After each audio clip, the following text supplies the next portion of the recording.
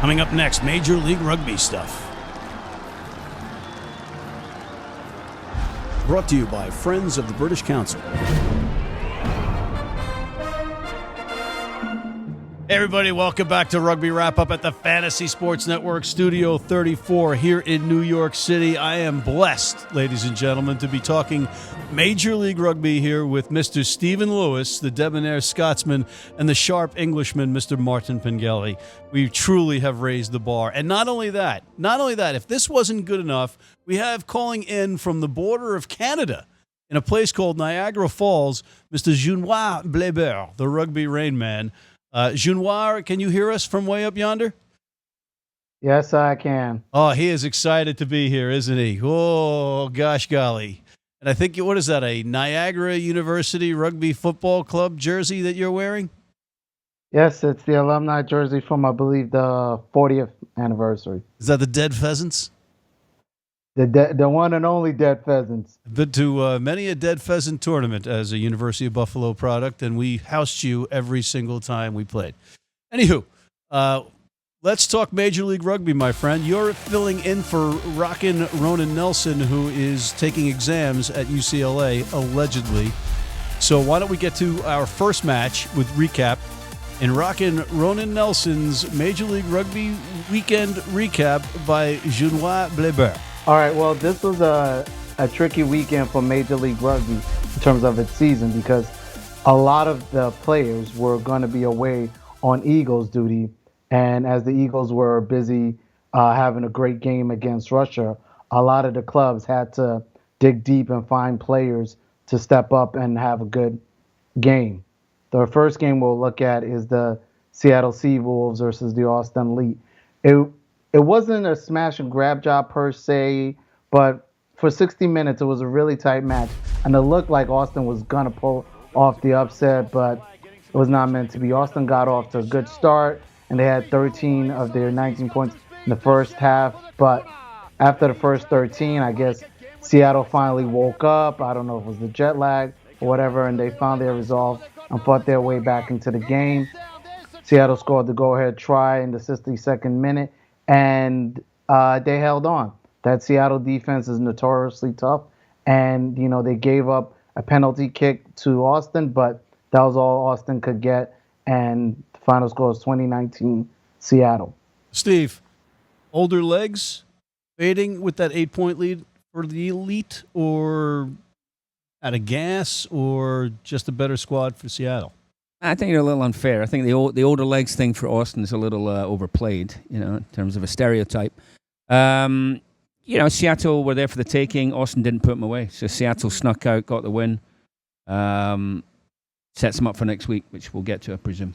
And I'm going to offer you an old cliche, which is that if you win when you're not playing well, in Seattle's case, that sets you well, and it says something about the gap between the top two teams and the rest. Yeah, agreed. Junoir? All right, well, the next one is Houston at Glendale. And, Glendale is the best team in the league on paper, and they continue to show why they're best. They lost a third of their starting lineup to the Eagles squad, but, they still managed an impressive win against Houston. They led from start to finish, and it's going to bring in a question with so many Eagles, though, is it really the talent, or is it the system that Coach Williams is running, Yep. But if there's any one thing that is a concern is Glendale had this match well in hand, but in the second half, they gave up 3 tries to Houston and let Houston claw back into it. The only reason it's a concern is it seems to be a tendency that Glendale just can't, I guess, put that final little bit of pressure on the opponent's neck to completely snuff them out and leaves them with a little breath of life. That might be dangerous going into playoffs. Well, you could make that point, but you could also make the point, and I've been making the point, that Glendale has the most depth. You got Harley Davidson is just playing some really exciting rugby. In fact, I think it was his second try. Don't quote me on that, but he became Dallin Stanford's hero. From Harley Davidson, he's my hero. Any points that you want to make on that match? No. Houston in a hole.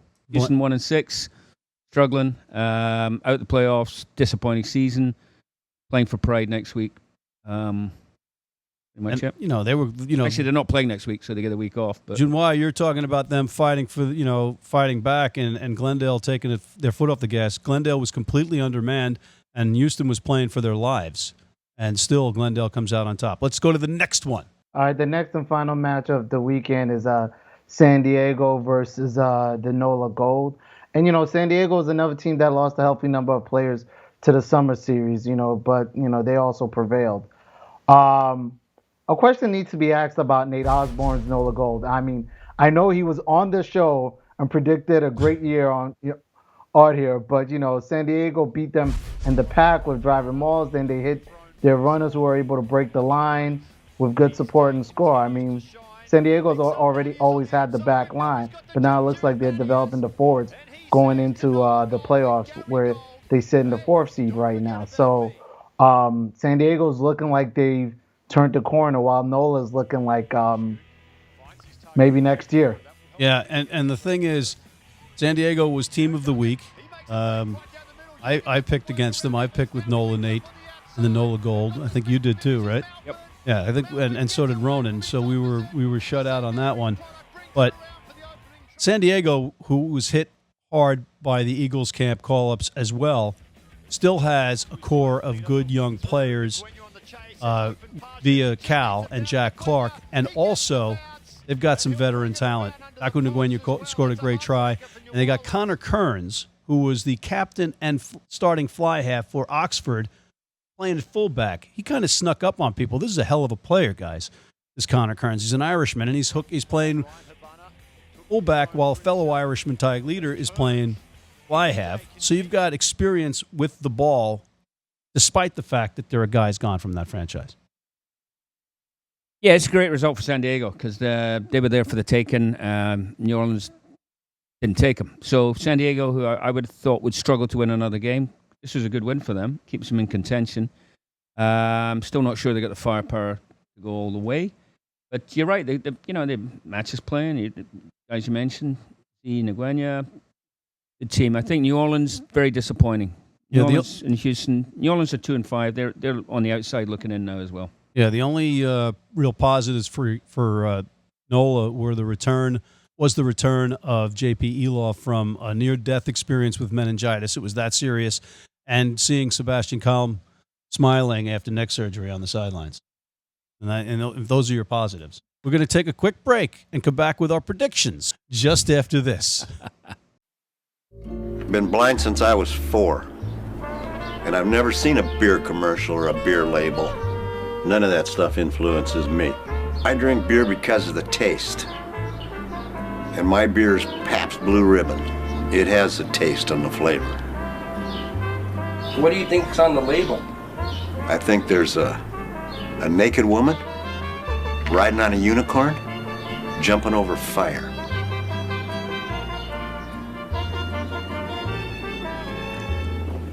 Oh, that's good beer. If you're in New York City and want to watch some great rugby, have some great food, and some great times, go to the world's best rugby pub, the Pig and Whistle on West 36th Street. And we are back at Rugby Wrap-Up. Matt McCarthy with Steve Lewis and Martin Pengelly in the studio, and Junoir Blaber on the monitor. And gentlemen, let's get to our predictions and get the heck out of here. First matchup, NOLA at Utah. Junior, predictions. The first match we'll see the Utah Warriors facing the NOLA Gold at Zions Bank Park Stadium in Harriman. It's easily going to be the Utah Warriors. The NOLA Gold have some, I guess, slight mathematical chance. Don't ask me. I got a D in math, so I can't really figure out how they still have a chance, but it won't matter. I think Utah, which has a much closer chance and sits in 5th, is going to be really hungry. They're going to come out firing and take that one easily. If I had to give a scoreline, I'd say 42-17 Utah. I agree with Junior, the Ghanaian guru. I'm going to go with Utah, the home team, 2-4 going into this game. They got a good chance at the playoffs. They're going to prevail. New Orleans are struggling at 2-5. So Utah at home. All right. Okay. Ronan, who is AKA taking exams and not prioritizing and doing the show instead of College kids these days and their priorities. Yeah. Utah will get one last victory of the season, but it's going to be a very tight match against NOLA, who are playing their last MLR match of the season. Pretty obvious, but he's picking Utah. You want to weigh in on this one? Sure. I can't do my usual tactic in the USA Rugby competition and just tip Houston regardless of results. So I will tip Utah. He's going with Utah. I'm going to go with Utah as well. And my dreams of Nola Nate predicting an undefeated season have been shattered, but I'm going to have to cope with that. The second match is the big one and probably a precursor to the championship, Seattle at Glendale. What do you got? That's going to be a tight one. I really am not sure which way to lean on that. So in these moments, I'll lean towards the home team just based on home advantage and the thin air. But there's not much between these two sides. It's going to be a tight one. If I had to guess, it'd be like a 17-15 scoreline, something tight and down. Pick a winner, Junior. Pick a winner. Yeah. Glendale. Make a decision. Glendale 17-15 win. Okay, Stephen. Yes, I'm going to agree once again with the Accra accountant. I'm going for the home team, Glendale versus Seattle. Tight game. You know, both teams not at full strength. I think it will be a precursor for the final. This will be the two teams in the final. Foreshadowing is the word. So Glendale over Seattle. All right, Ronan Nelson says it's going to be a reversal of the first bout in this matchup of the Titans. He is picking Seattle. Martin? I'm picking Seattle too, I think, with players missing. I think Seattle will have it. There's no way I want to face Mayor Mike Donovan if I don't pick Glendale. And I think Glendale, anyway, is going to win. So I'm going with Glendale in this one by 5 points. 5. The final match, gentlemen. Austin Elite at the San Diego Legion. This is a tough one to call. Why don't you go first, Junoir? Well, yes, this is a tough one to call. It's between the 3 and the 4 seed for essentially better seeding for this one. I am going to lean towards Austin. I know they're the road team and they've got all the legs, but I'm going to say they're craftier. And with San Diego missing a couple of stars in their lineup, I think Austin's going to find a way to pull off a win. Not a big win, but we'll go Austin 24-19. Excellent. Stephen? Once again, I have to agree with Junior. I'm going for Austin. They're 3 and 4. They need to win this to make the playoffs. San Diego got a couple more cracks at it, 3 and 3. So I think there's an urgency that Austin will have. I'm not convinced by San Diego at the moment, so I think it's Austin. Ronan Nelson says Austin will be away from Texas for the first time in a month, and San Diego, who is his basically adopted home team, will have a strong match and win this one. Martin? Austin for me. I've been very impressed with them. All right. Austin's very succinct.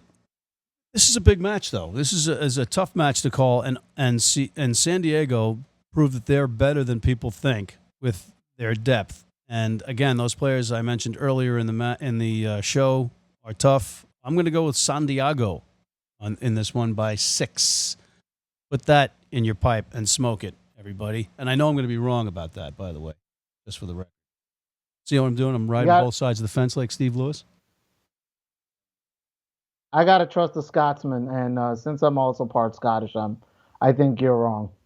All right. I could see the resemblance between you and Steve. And on that note... Spent a lot of time in West Africa. We could be related. All right. Okay. Exactly. That's a whole nother show. But I want to thank my guests in this Major League Rugby Roundup Recap Predictions and Banter segment. Mr. Junoir Blaber, calling in from Niagara Falls, New York. Mr. Steve Lewis, sitting here from Scotland originally. And the Englishman, Mr. Martin Pengelly. On behalf of them, I'm Matt McCarthy for Rugby Wrap-Up at the Studio 34 Fantasy Sports Network in New York City, signing off.